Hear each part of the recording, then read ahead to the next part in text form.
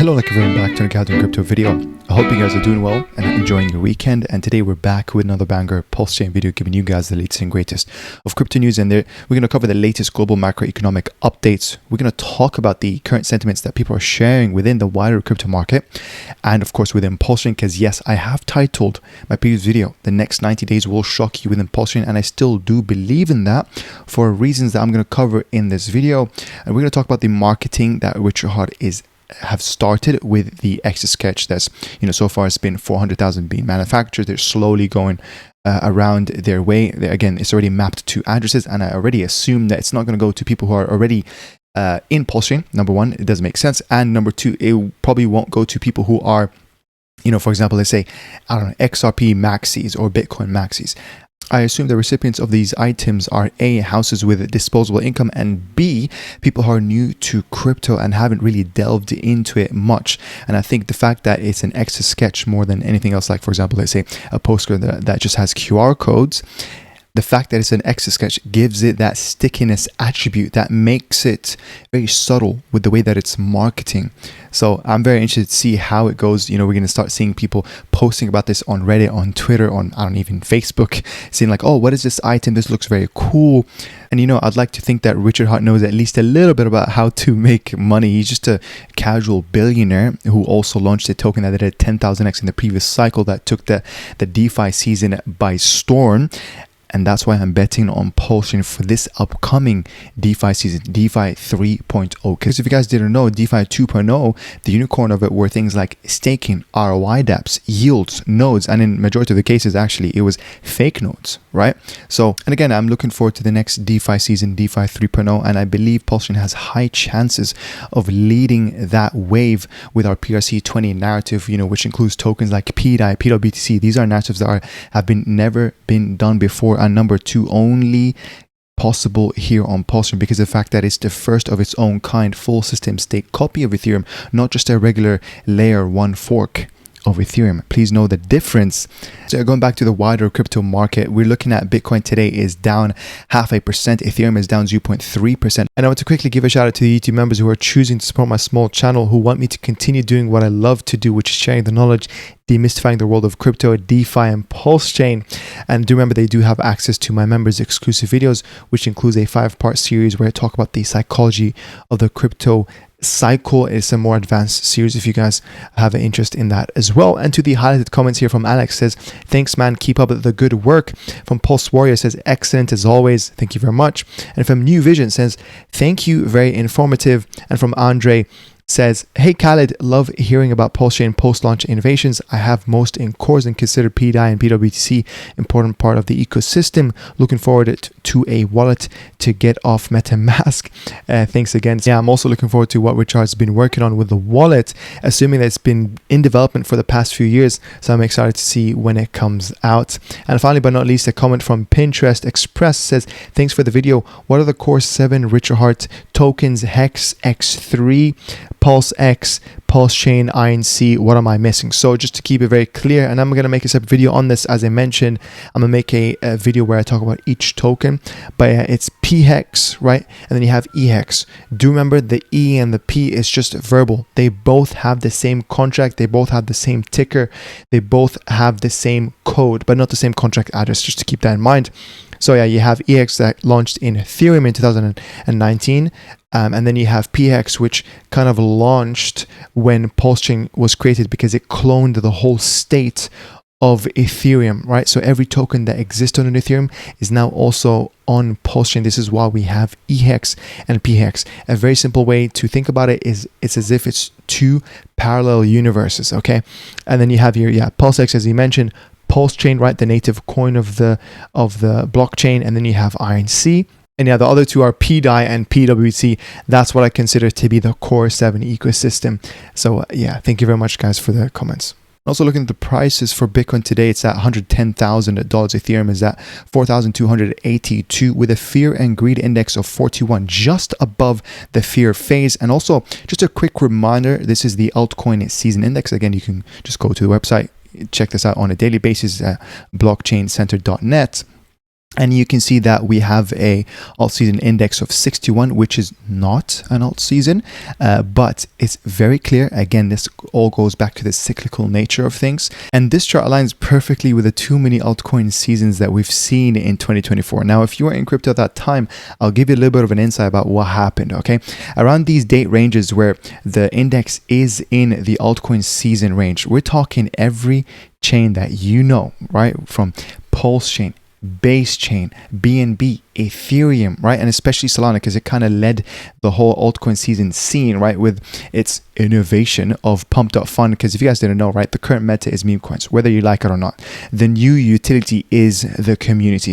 And unfortunately, with what pump fun, it made it super easy. It lowered the barrier for people to create their own meme coins. It doesn't even require initial liquidity, and so there was a lot of value extraction, celebrity meme coins, etc.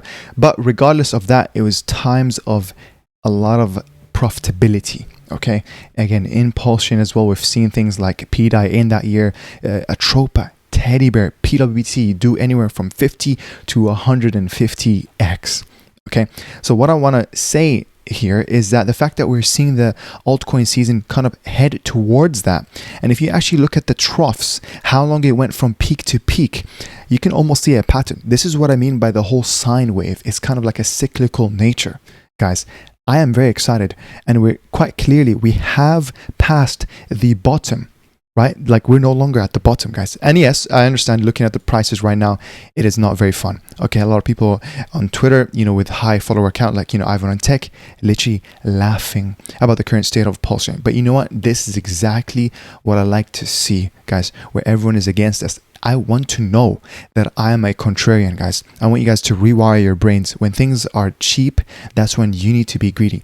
Because if in a week or 2 weeks time, and we start seeing green candles, and then I see the same people that were in my Telegram, same people that were commenting, and now they're asking me, hey, Khaled, how can I buy this token? How can I buy that token? I want you guys to understand, you need to educate yourself from now. Look up Wilson's Law, right? Where start gaining knowledge now, and money will follow suit. If you are in PulseChain right now, you have to understand that you are lucky. Okay, we are not even on a centralized exchange. The barrier for entry is very high. Okay, so take this time to learn everything you need to know. I'm not telling you to buy or sell anything. I'm just saying, understand PulseChain. Okay, understand the different ways that you can interact with, DeFi, dApps, how to make liquidity, when to supply liquidity, which, by the way, I'm literally going to make a 3 to 4 part series about this. I've been getting requests and stuff. So again, I'm also going to make a separate video for each of the core 7 tokens about their bullish case, and of course my price predictions, from realistic to aspirational, etc., and what is my strategy, and even including my bear market strategy. But if you guys do want to know my bear market strategy, you can become a YouTube member.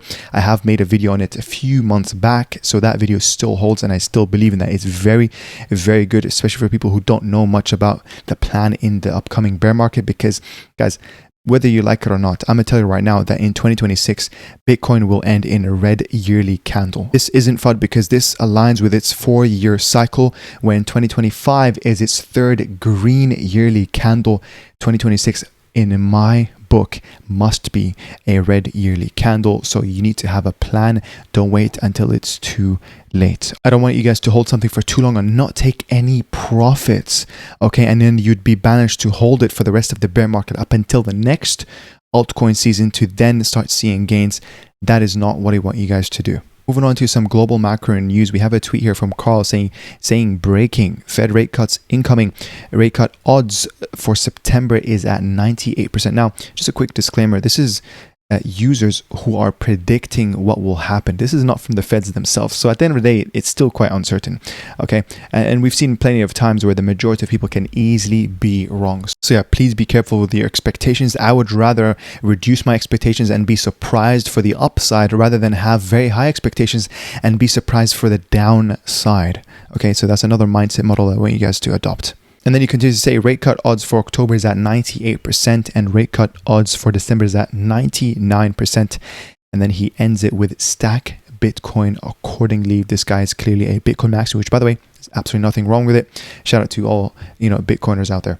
And by the way, apologies for the camera, my light have run out of battery. But as I was saying with another tweet here from Carl, says, damn, the 10-year US government bonds are falling like a rock. And just to give you guys a little bit of an insight, he's talking about the 10-year government bond yield, okay?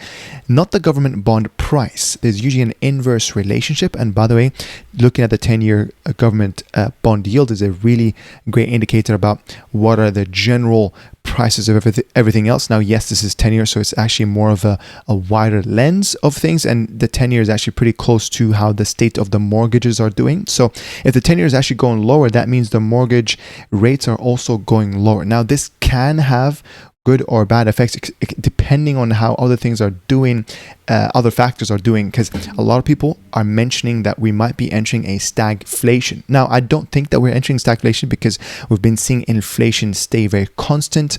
Now, the fears here is actually to do with the number of people being employed. This is why I have charts that I was going to show you guys here. Now, one of the latest macroeconomic news that I'm going to cover in this video is actually the latest monthly print of the unemployment rate in the US. Now, it has wicked up ever so slightly, but still very worrying. As you guys can see, well, you can't really see it because my camera's there, but you know, some news articles here saying that Treasury market predicted a soft jobs report. It still got a jolt. Trump is looking beyond today's sorry jobs report, but he can't wait till next year. So yeah, this is the latest print, which is up only 0.1. So the last month it was at 0.42, I believe, and now we're at 0.43. And just to give you guys a little bit of an insight, anything above 5% is labeled as a recession. So we are at times of fearful times. Basically, people are scared that they might get laid off of their jobs. We're also, and again, I haven't really shown this chart before, but this is the all employees chart. Now, it does say it's non-farm, so keep that in mind. It's not the total number of jobs, but I'm pretty sure it's very correlated. Now, there's a lot of waves in this chart. I'm going to quickly talk about what each of them are before I get to my main point, which is the current trajectory that we are heading at with the total number of employees in the US. But yeah, this is to do with the dot-com bubble. Okay, so you can see that we've had a correction in the number of employees, and then just as things are starting to get better, we unfortunately had a overheated economy. You know, thanks to the banks for loosening the fiscal policies a little bit too much, and then now you had the Federal Reserve bailing out the banks, but unfortunately not bailing out the people. Okay, so again, think about the whole Cantillon effect.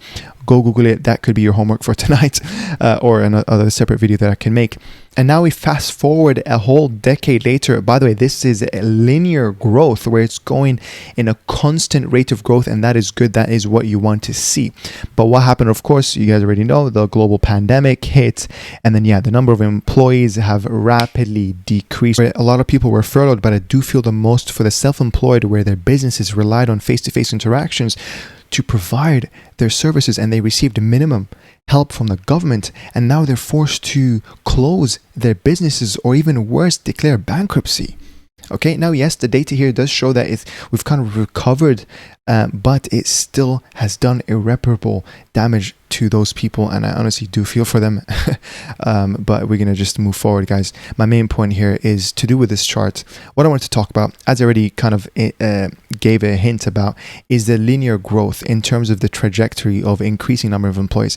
What we're kind of seeing here, and now yes, this is something to do with potentially, right? I just want to kind of talk about it here.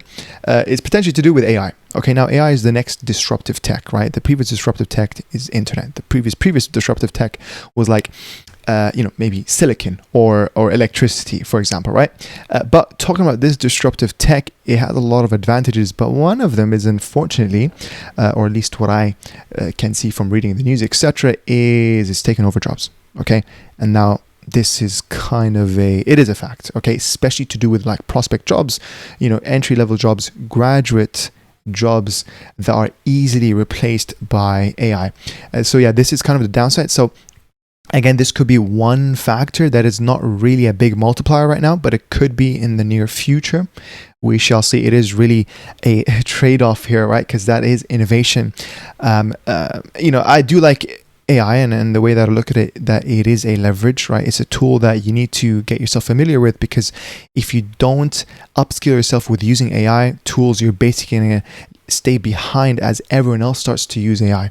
At least that's my insight. And again, I do want to hear your thoughts here. Yeah, my main point here is that we're starting to see a decline in the rate of growth of employees. And now this can be scary because we need this number to actually, the rate of growth, we want it to be in a linear fashion, especially when you compare it to metrics like the consumer price index, right? If this is starting to go up too much, but people's yearly wages are not going up, but the total number of employees are not going up, and the unemployment rate is increasing, this is scary. And yes, I do believe the Federal Reserve will have to intervene. But the question is, are they going to intervene sooner or wait until things get worse before they get better? Which takes me to this tweet from Mark the Financer. It says, everything is moving according to plan. Today's job reports shows a weakening labor market. And at the same time, we're seeing signs that inflation could start to accelerate. That puts us in a stagflation environment, which gives the Fed a clear reason to hold rates where they are. Okay, this is kind of contrary to what we both believe here. Even as the market keeps calling for cuts, this setup gives enough justification to stay tight, i.e. quantitative tightening, QT. The strategy is simple. Scott Bessent knows it, Trump knows it, and the Fed understands it too. You cannot fix this by stimulating again. You have to apply pressure, crack the system, and hold the line. That discipline is what attracts capital back into US Treasuries. You let the rest of the world break first, and the flows come to where the safety and credibility are.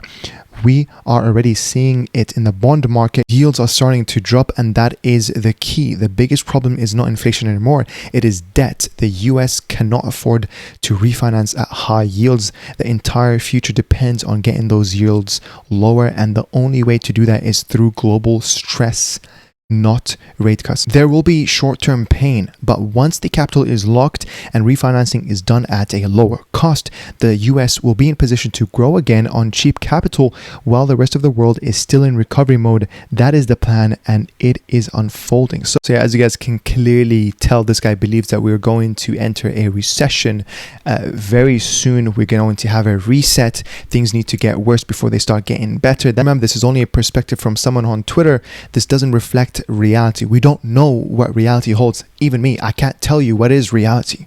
Okay, we all have our different perspectives. It's as if you're standing 1,000 feet in front of a building, right? You have 10 people standing in front of a building 1,000 feet away, and we're all trying to describe what we're seeing. Okay, we might all pick up on different details. We might all have different opinions of what we're seeing.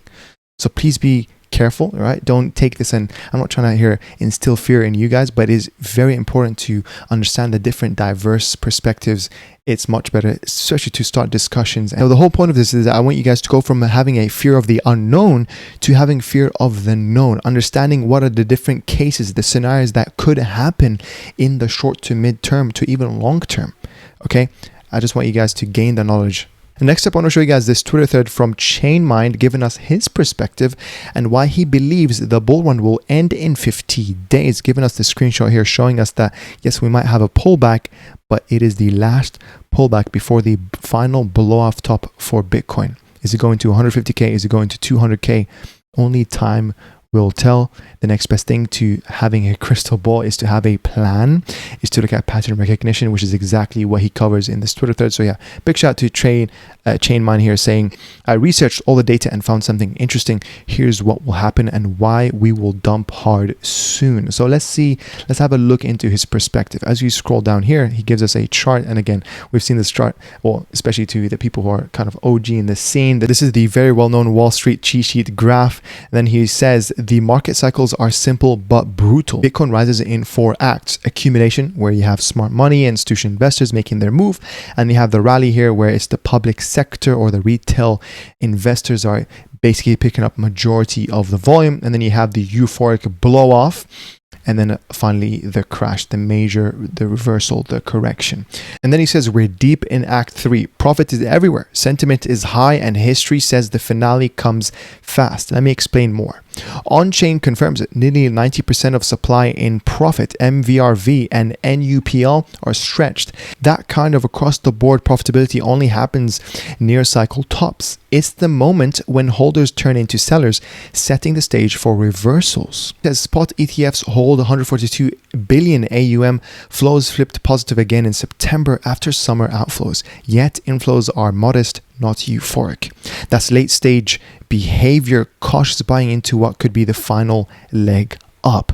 And he continues by saying seasonality strengthens the case. September 2025 was flat at plus 2.3%, keeping the weak late summer pattern. But Q4 flips the script with 10% in October of 2024, 37% in November 2024, 25% in October 2023, and 42% in November 2022.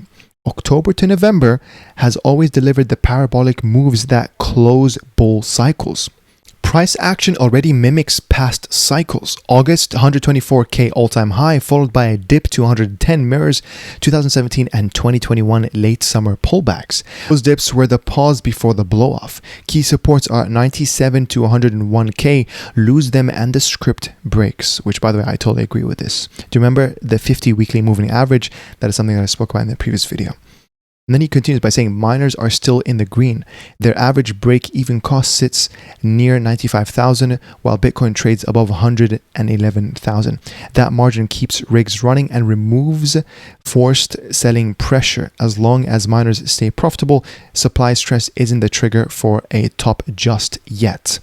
Now the timing math. We are 1,020 days past the November 2022 bottom. The past cycles topped after 1,060 days to 1,100 days. That puts the peak in late October, mid-November 2025, roughly 50 days away. This isn't guesswork, it's the same rhyme that marked 2017 and 2021 blow-offs. Halving confirms that timing. April 2024, again that's the halving event, cut block rewards in half, reducing new supply dramatically.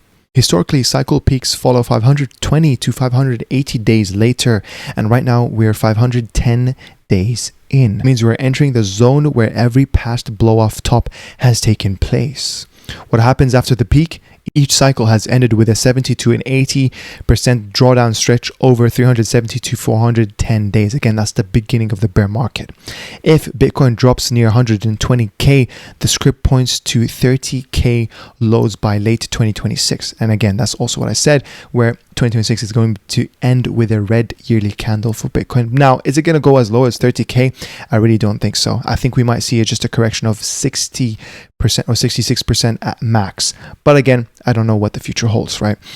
The bear always arrives slower than expected, but it never fails to come. And 100%, I do agree with this because yes, the cycle is not different no matter what anyone else can say. Altcoins always follow last. Bitcoin peaks first, then liquidity rotates as traders chase one final run in alts. That phase is fast and euphoric, but collapses hit harder than BTC. Both 2018 and 2021 proved the script. Nothing suggests 2025 will be any different. All roads converge. On-chain greed, cautious ETF flows, explosive Q4 seasonality, and cycle math. 50 days remain for the blow-off top before winter sets in. Discipline now decides who keeps profits and who rides them back down. So yeah, I'm actually going to end the video there. I want to hear you guys' thoughts down in the comments below. What do you think of the recent global macroeconomic news? What do you think about PulseChain? What do you think is going to happen to this cycle in the next 50 to 90 days? I'm going to leave the rest of the stuff that I wanted to talk about in this video for a separate one, so be sure to turn on your notification bells. And yeah, thank you guys for tuning in. Make sure to share this video with crypto bros. Big shout out to the man above.